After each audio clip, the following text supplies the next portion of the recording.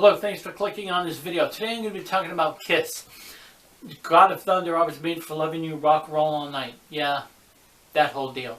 But I'm not going to be talking about old Kiss at all. I'm going to be talking about modern times. Since 2019, or once 2019 hit, Kiss announced that they were going to be going on their farewell tour.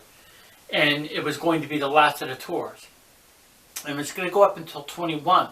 And of course, you know, the bullshit that happened in 2020, all that stuff delayed everything and all the shows got canceled and all that other stuff. So it was going to go into 2022, and here it is, 2023, and they're still touring. So I guess there was probably extra shows to make up or whatnot. That's fine. In 2021, they toured America a lot.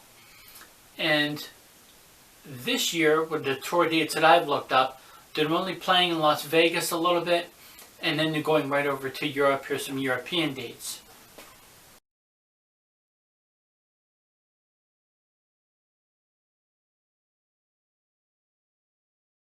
Crisscross, it seems like they're going back to other countries and stuff like that. I noticed that too with American tours. They're playing in New York, and then they'll play in Texas, and then they go back up to Massachusetts, and it crisscrosses, and it's like, what the heck? Who's the idiot? Who's the tour manager? Who's deciding all this stuff?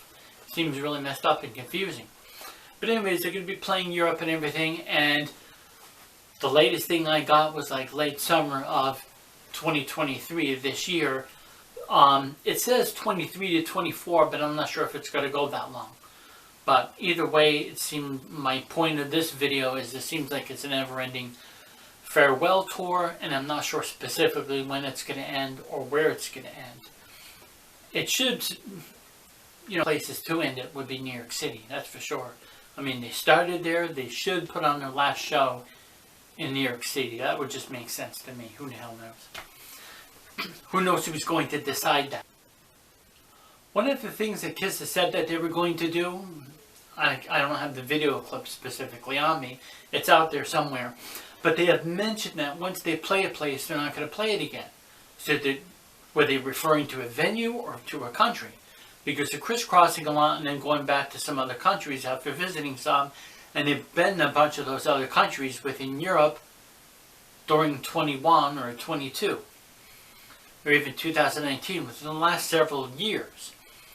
So of course, if it's the venue, then okay, then play all venues in one country and just not go there again. But it seems like they have been doing a lot of backtracking. So once they're playing these venues at a specific country, and then if they're going back to the country, they must be playing some of those other venues again. There's only so many venues and places to perform within these countries. That's for sure. I mean, a lot of these European countries aren't too huge, and they play like the main big cities, the 2-3 big cities, of course, and they have to just go there again, because it's not like Kiss can play any kind of like small club or theater within the US and or over in Europe. They're just too big for that. It would just be too crazy. They'd have to do like 30 shows in a row or something like that. You know what I mean? It just wouldn't work. But one of my points is on the whole European tour and all this other stuff, and it leads to the backtracking, is that, or using backing tracks, is that I noticed that on the tour, some of them are playing like 2 or 3 nights in a row. Sometimes there's a night off here and there. And then some, there's like 2 nights off. So basically, you know, they're doing a lot and they're going on tour. Especially if they're playing like 2 or 3 nights in a row, that's just going to wear out their voice. You know that Eric and Tommy can handle it. And physically, and then playing their instruments, Paul and G can handle it. But it does a lot on the voice. In defense of Tommy Thayer and Eric Singer, look, they show up all the time for rehearsals. They've been with the band this long and there's been no complaints. Kind of says something right there. They do their job and they've been consistent for the last friggin' 20 years. Think about it. And of course, for any of you, you know they're imposters. They're imposters. Tommy Thayer pays royalties on the makeup that he wears. So Ace gets a small percentage of that. And Eric Singer, well, I'm not sure who owns it now, but Peter Criss sold the rights to his makeup.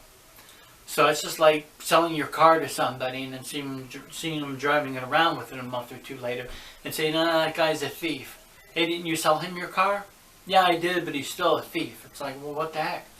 He sold the rights to his makeup. So Peter Criss has no rights to his makeup whatsoever because he sold the rights to it. Alright, 1980 songs. This is one of the other things that was cool and neat to see at first because they're adding to the mix because of all the other songs that they usually do, you know, the hits and all that stuff. It gets a little bit of maybe redundant. I guess people like seeing and hearing those songs and all that stuff. But they had to add something that was kind of, I guess, you know, unique and different. And then so performing stuff off Animalize and Lick It Up and Crazy Nights while wearing the makeup is kind of an interesting thing because they've never done that before. So they add, like, you know, they'll do like 3 or 4 80 songs within their set. So that's kind of interesting and kind of good. Okay, so the ticket prices are anywhere from like $300 to $600, or even probably a lot more than that, depending on where you're sitting, depending on the venue. Now, it's a crazy price and everything to pay, but of course, ticket prices have gone up everywhere and with every single act and every single country you could think of. And I understand one of the main things is it takes a lot of money to put on a big show like that. With a big band like Kiss, there's, you know, you got to think of all the equipment that's on stage, the lights and all that, you know, the metal stuff and everything that they have to transport and move and stuff like that. They have to pay the drivers, they have to pay for gas, they have to pay for just every single thing. And then, of course, even flying the stuff from country to country or across the country. It's crazy and it takes a lot of money, so that's why the prices are going on. But sometimes it seems like it's still a little too much and they're price gouging. And price gouging for sure, they probably could get away with a lot if they were charging a lot less. That's for sure. I don't doubt that. What's freaking crazy is the meet and greets. You figured Kiss would be making enough money to be satisfied with what they're getting per show. No, they have to add to that, and they're charging anywhere from $1,100 for cheaper ones to $3,000 for a meet and greet. I know this topic has been discussed before, but I think it's a little friggin' screwed up. And depending on what level of meet and greet you get either the first row, and for like $300 less, you get one of the first 5 rows, and then for a little bit less, you get one of the 10 rows. The first 10 rows or something along with your ticket. And then your ticket will include meeting them, getting a laminated backstage pass thing, laminate, and having them sign something, and then getting a picture with them, and then getting it's a non-crowded shopping. Like you get to pick and choose some stuff without anybody like right there. It's so crazy and stupid. All that other stuff is just, that's for freaking. Discontinue with all new members. Well, that's what Gene Simmons has said, and many of you have probably heard it. Tell me how effed up that doesn't sound. Friggin' without Paul and Gene, even if it's with Eric and Tommy and 2 other guys or whoever, it just really doesn't make any damn sense. At that point, then it's definitely a cover band. Then all you people saying, oh, it's a cover band, it's a cover band. Now you could call it an official cover band, because that would just fuck everything up. It would just totally do it. It would just be stupid. It just really wouldn't make any sense. I don't see where Gene Simmons' thinking is normal at times. I mean,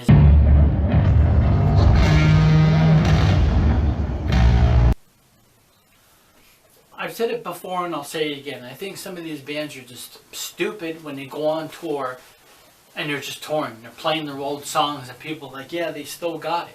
No, they don't still got it. Let's see if they still got it by entering the studio and coming out with some really cool, good music that shows you're still competitive, that shows that you still have the edge, and shows that you still have that creativity on writing new songs. Since 2000 we're going with. Since year 2000, 2009 Sonic Boom came out. I liked Sonic Boom. It wasn't a bad album. 2012 Monster. Terrible album. I hate that album. There's several songs on there, or most of the songs on there are just freaking lame. And I know a lot of people don't like Sonic Boom, but Monster was just so freaking damn lame. It's been like going on 11 years now since they released something. And they had the stupid ideology. You probably have heard Paul and Gene say this before. Well, people want to hear the old songs. Nobody really wants to hear the new songs. So why bother to record a new album? And it's like, what the heck? You said that years ago. Now when you play something off Sonic Boom, like Modern Day Delilah, and or Rock and Roll Hallelujah, or what the hell ever, people are excited and like it and know those songs. It just takes a good year or two for a bunch of people to get to know and like the songs. Look, I'm a big, huge Kiss fan. I've always liked Kiss, been a Kiss fan for years. But let's face it, most real fans are questioning and saying, what the hell, what the fuck, everything else, because they're just doing some stupid ass shit. The meet and greets, the long tours, and this other stuff that they do, you have to question them. You can't kiss ass on a band, regardless who it is, regardless what singer it is or whatever. You have to call them out on stuff. And that's the way it is. Thanks for watching. Will slowly rob you of your virgin soul.